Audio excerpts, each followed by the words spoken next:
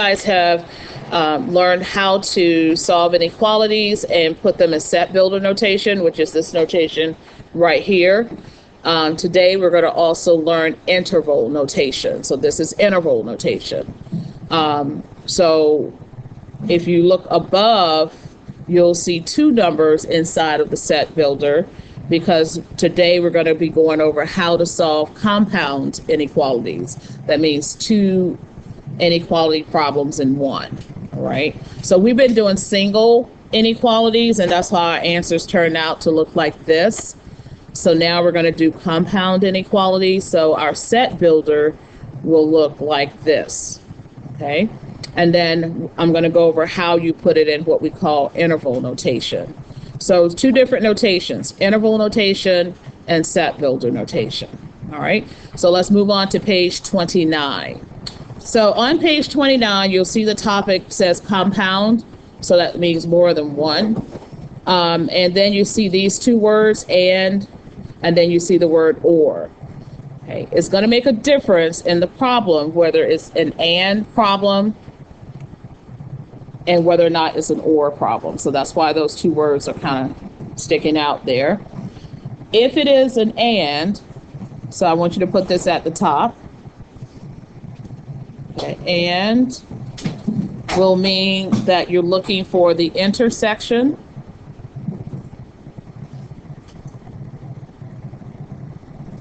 And or means union. So when we graph them, we are going to be either graphing the intersection, that means what they have in common, or we're going to just be graphing both of them together, like combining the two graphs together into one. Okay, so let's look at question number 1. And I do want to point out that and can be visible. The word and itself will be visible or not visible. So I call it the invisible and the visible word. Or you will always see. Okay, you'll always see the word or.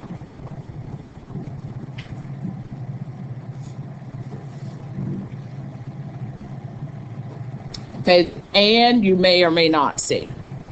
And you have to know which one it is, because it depends on your answer that you're looking for, whether it's intersection or union. So we actually see the word and here.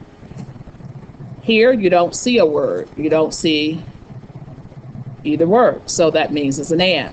So this is like the invisible and visible, or you will always see.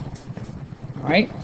So let's move on to question number 1. Now, question number 1 is already separated into two inequalities, so we will just solve them individually first. I'm just rewriting it underneath. So when I solve, I'm going to just go ahead and subtract. Okay, this part isn't due. That was a 19. All right, and then I'm going to have 16 here, divide by 2, and it's less than or equal to 8.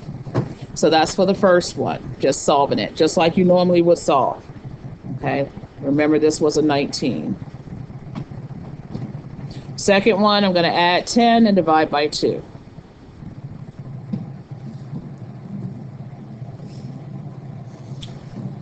Okay. So that's what we've been used to doing, just solving a single inequality and coming up with the answer. Right. So now we're going to put this in set builder notation. So when we write this in set builder notation, because we have two inequality symbols here, not just one, we combine them together this way. We write like in such that, we still write that part. And then we start with the smaller number. So the smaller number is 7. And since I'm starting with the smaller number, and see right now it's on the right, but I'm starting with it on the left, which means I have to reverse the symbol, write down my variable. Variable should always be in the middle. And then your less than equal sign for the other one, and your larger number. So basically it goes from the smaller number that is, to the larger number. Start with your smaller to your larger. Your variable is in the middle. So we have n such that 7 is less than n, which is less than or equal to 8. Okay, so that's set builder notation. Now we want to write this in interval notation. So, and then we're going to graph it. So for interval notation, if you look at, let's go back to page 22. So for interval notation, notice that if you're just using a less than symbol, that you use a parenthesis around that particular number. If you're using an equal sign, like there's an equal sign here, there's an equal sign here, then that means you use a bracket. That means you are including the 3. See how it says less than or equal? So that's a closed bracket. If it's just a less than symbol, it's an open bracket. Okay, open parenthesis, I should say. So if both of them have equal signs, then both will have brackets around them. Now notice that we never close infinity, because you can't. So that's why you'll see that both of these are open for infinity. So everywhere you see the infinity sign, notice there's a parenthesis. Okay, we never close that. Okay. All right, so let's go back to page 29. All right, so back on page 29, to put this in interval notation. So notice how this inequality symbol here does not have the equal sign under it. So that means I'm going to have an open parenthesis with the 7. And then you use a comma. And will I use a comma or, sorry, will I use a parenthesis or a bracket for the 8? I will use a bracket. And that's it. That is interval notation. So when you see this equal sign under the inequality symbol, you know that you're going to be using a bracket, right? Now, let's graph this. So this is basically saying I'm graphing between 7 and 8. So open on 7, closed on 8, and I'm just shading everything in between because that's where they intersect. So if you want to get a good visual and you wanted to see it like on a number line separately, I'll show you. So we have 7 here. So if 7 is going this way and 8 is going this way, then they only overlap at this section. Okay. All right. So that's just a good visual so you can actually see it in a bigger picture. Okay. So that's why we only graph that particular part. Okay. All right. So let's look at question number 3. So in question number 3, notice there's an or statement. So we're just going to go ahead and solve them like 2 individual inequalities.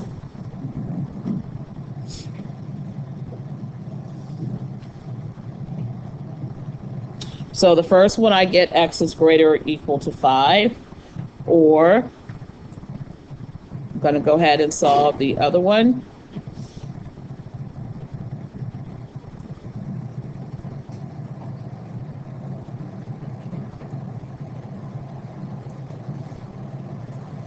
Now notice I'm dividing by a negative. So what do I do?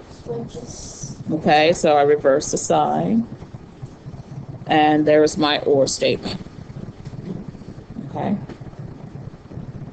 Now what you already probably noticed that these are going in opposite directions. Okay, so like if I were to go ahead and graph now, I'm going to see that at 5, this is going in this direction. And at -4, we're going in this direction. And that's perfectly okay for this type of problem because it is an or statement, and basically it's saying just go ahead and graph both, and this is it. Okay, so we'll put this in set builder. So to put this in set builder, you don't need to worry about smaller, larger, anything. You just simply write it just like you see it. X such that x is greater than 5, or x is less than or equal to -4. Okay, so there's no special order that they have to be in because they really act like two different problems. Okay, it's not an intersection. Okay. Now, which means that we will actually have to write each one of these individually for our interval notation. We can't combine them together like we did for the intersection. So let's go ahead and do x is greater than 5. So you're going to have 5, because it's the equal sign there.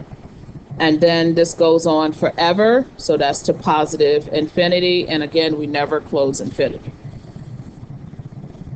And then for x is less than or equal to 4, we're going to start at negative infinity, comma, -4. Since there's an equal sign, we actually use a bracket around the -4. In question number 5, is this an and problem or is it an or problem? It is an and, because remember the word is either visible or not. You'll always see the word or. So notice how this one is written. It's not written with the word and I'm just going to copy it underneath here. So you can solve it just like this. You don't need to separate it into two parts.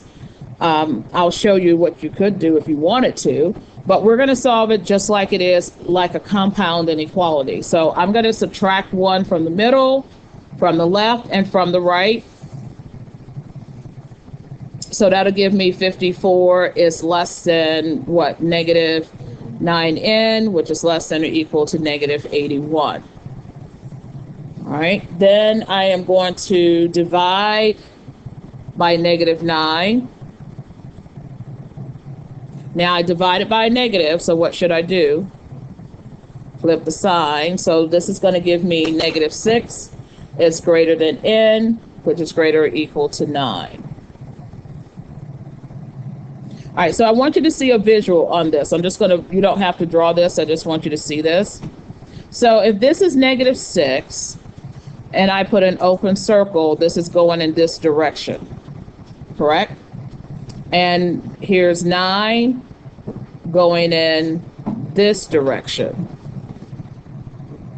Now this is an and statement. So keep in mind, this was an and problem. So what will be my answer? No solution. These two will never intersect. All right, so it's no solution. So you simply write no solution. You don't even have to graph it. Okay, now you can graph it like I did, just so you can see that they're going in opposite direction, but technically you could just simply write no solution. Okay. All right, we're going to do one last one, which is number 7. So this is an or statement, so let's go ahead and see what happens here. So let's just go ahead and solve it like we normally would. Ors are easy because they're just independent of each other. So, and r is greater than or equal to 4. Or, I'll write down the second half.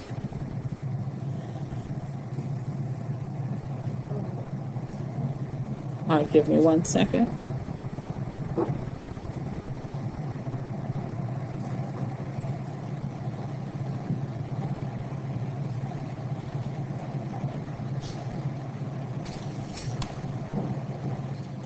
All right, so this is just r is greater than 4. All right, so once we get to that part, now what's going to happen is notice that, and I'm going to do it up here, but please just wait before you see what the final answer looks like, so don't do anything. So if I put an open circle here and shade it in this direction, and they don't even have 10 up here, but let's say 10 is down here. So I put a closed dot and I shade it in this direction. Now keep in mind, or means the union. You want to combine both graphs together. So if I do that, isn't this covering the entire number line? because yes, it is. So then that means your answer is all real numbers. So you just simply shade the entire number line. Ready? All right, so the way that we're going to finish this up is to write it in set builder notation. So we'll say, because when you put this in set builder notation, it has to pertain to what your graph looks like. So my graph is all real numbers because you saw it was going to the left and to the right. It covered the entire number line. So we say R such that R is an element of all real numbers. Okay, so you don't write this and this because it's covering the entire number line. Then you say it's all real numbers. You do not write R is greater than 4 and R is less than or equal to 10. This is how we express our answer. And then for for interval notation, we just go from negative infinity to positive infinity. And again, we don't use brackets for infinity.